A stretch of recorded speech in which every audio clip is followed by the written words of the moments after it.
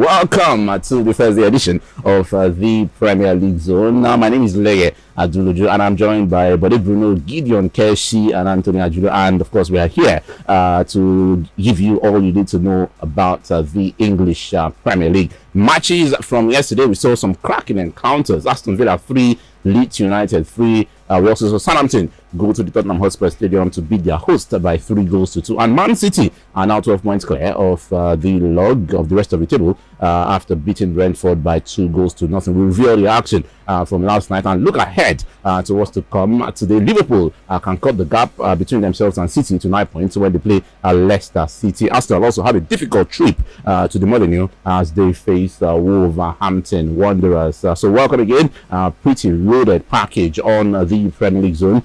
Today, Fantasy Premier League will also make an appearance, so feel free to start sharing your screenshots on several social media platforms. Remember, you can reach us on WhatsApp 0817 313 6193 0817 313 6193. You can also reach us on Twitter at IFM923 Sports. If you're not following, please go on and click that follow button at IFM923 Sports. Like I always say, so many wonderful things happening on that platform. So let's begin our review by talking about the champions, Man City. No real surprises, Anthony. 2-0 against Brentford. Maybe we expected more goals from City, but hey, at this stage of the season, 3 points, clean sheets, and they should be happy with that. Yeah, absolutely. That's the only thing that matters. 3 points at the end of the day. Clean sheet could be secondary, but you want to get your 3 points first of all, keeping everybody else behind you, and that's what they did.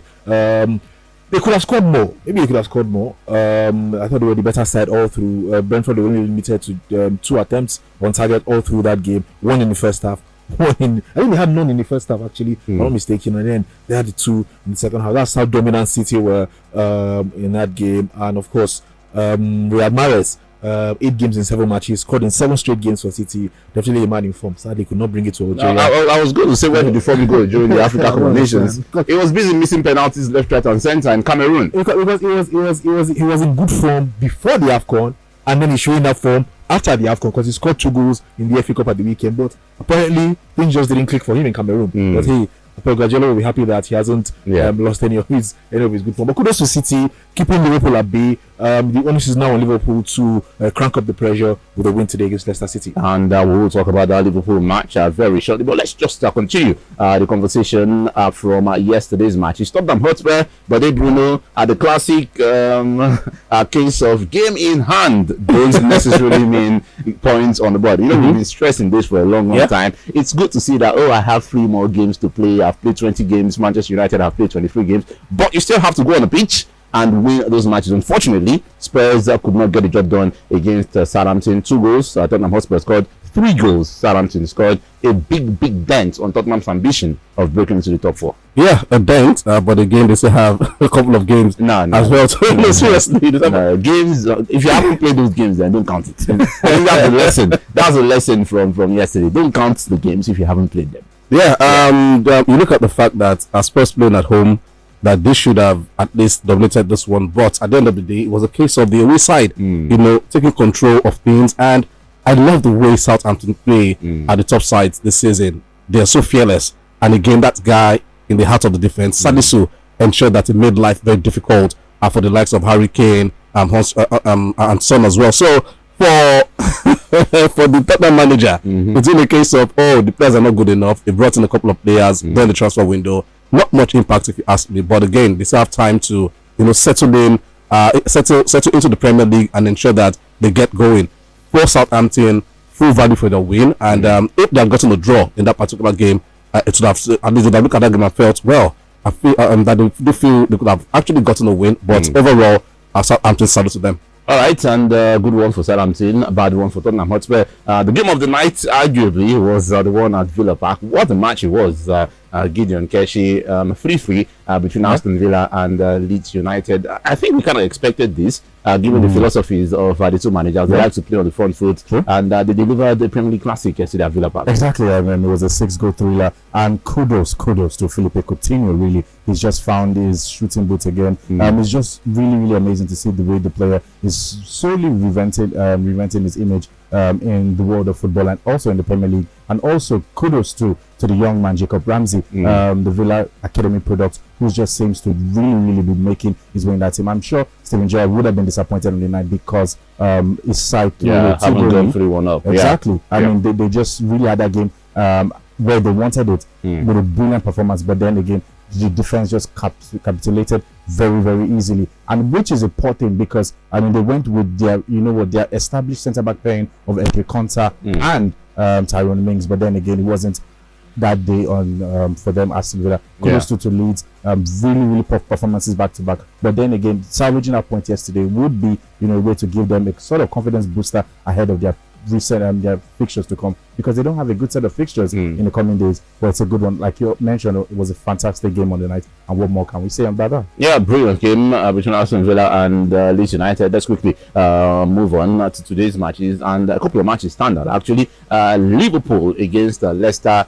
Normally, you would say Leicester difficult team, but looking at their position on the table and looking at how they've played this season, you'd expect Liverpool to take your business. And it's imperative, Anthony, that they get all 3 points today, given the way Mancity have been playing and given the gap between the two sides. Absolutely. If you want to put any kind of pressure on Manchester City, you have to win tonight, and that's what I'm sure that's what Jurgen Klopp will be telling his boys in the dressing room and in training and all of that. Yes, they do have a game in hand, but like you always say, a game in hand is really nothing. You have to win and then win that game in hand to crank up the pressure to make it 6 points between them and City and ensure that they're still a title race. And since the game is at Anfield, we're going to see some plenty of confidence. Anfield has been a fortress for Liverpool in recent times. Jurgen Klopp, like I said this morning, Jurgen Klopp has come out to say that it's the first time that he's had a fully fit squad at this stage of the season. He's never had that since he's been a Liverpool player. Always some key players missing when he gets to this stage of the season, but he's having a fully fit squad at this time. Even Sadio Mane, who is still celebrating his AFCON win, but everybody else is available and ready to play tonight. I expect Salah to come into this one straight away. Jota, we know his quality in attack as well. For Leicester City, they're struggling. It must be said these days. The pressure is cranking up on manager. What's the manager? Brendan Rodgers. Actually, he has to get a result in this one, which is a difficult thing to do. It must be said. One win in the last 3 Premier League matches. Lost in the FA Cup last weekend as well. So things are not really going too well for them. And the problem is they are over reliant on Jamie Vardy. If he's not playing or not playing well, they don't seem to get goals. And on the other side of the pitch as well, they're conceding too many goals, and I think that will play into the hands of Liverpool. For a team like Leicester, who are conceding too many goals and who are not solid defensively, Brendan Rodgers doesn't really like to play defensive style. He likes to play all out and go all out and play some football. And I think they open themselves up to some goals for Liverpool, and Liverpool will win comfortably. All right, Liverpool to win, but will the other big name in action today? Well, they're still a big club, whether you like it or not. Arsenal are still one of the most successful teams in the Premier League. They have a tough one today against Wolverhampton Wanderers. Wolves have been on fire in recent weeks. 4 wins from their last 5, 13 points from a possible 15. Would it be fair to say, Bruno, that they go into this one maybe as marginal favourites at the Molineux? Yeah, they go into that as marginal favourites. Look at Arsenal as well. In the last 5 games in all competition, they've only picked up a win. So I'm not worried for Arteta heading into this one. And for Wolverhampton, we've seen that despite starting the season very poor, they found a way to just grind out results. They're not a team that scores a host of goals, but they just, at the nick of time, they tend to just get the goals. For Arteta today, he knows that it's a very tricky game, a possible banana skin if you ask me. And the fact that they haven't been watertight defensively, that's us now. That's also a problem. But for Wolverhampton Wanderers, they'll be missing the Boston runs of Adama Traore. He's no longer at the club, so that as well might be something missing for the Wolverhampton team. But overall, you look at the way they've approached games this season, they've been very compact, and they show that they make the position find it very difficult to break them down. For Arsenal as well, they just have to find a way to get an early goal to settle the nerves in the Arsenal team. But as the game wears on without a goal, then Wolverhampton will definitely fancy their chances against this Arsenal team. But what I'm leaning towards has to be a draw in this one. Traditionally, Wolves have been very problematic opponents for Arsenal. They have won 3 of the last 5 meetings against the Gunners, so Arsenal will have to be on top of their game to get a result on this one. So very, very interesting couple of fixtures in the Premier League this evening. Liverpool against Leicester City, the pick of the bunch. That one begins at 8:45. Also, the Wolves Arsenal match starts at 8:45 p.m. Nigerian time as well. Did you enjoy this video? Hit the subscribe button for more, leave a comment and like. Thank you.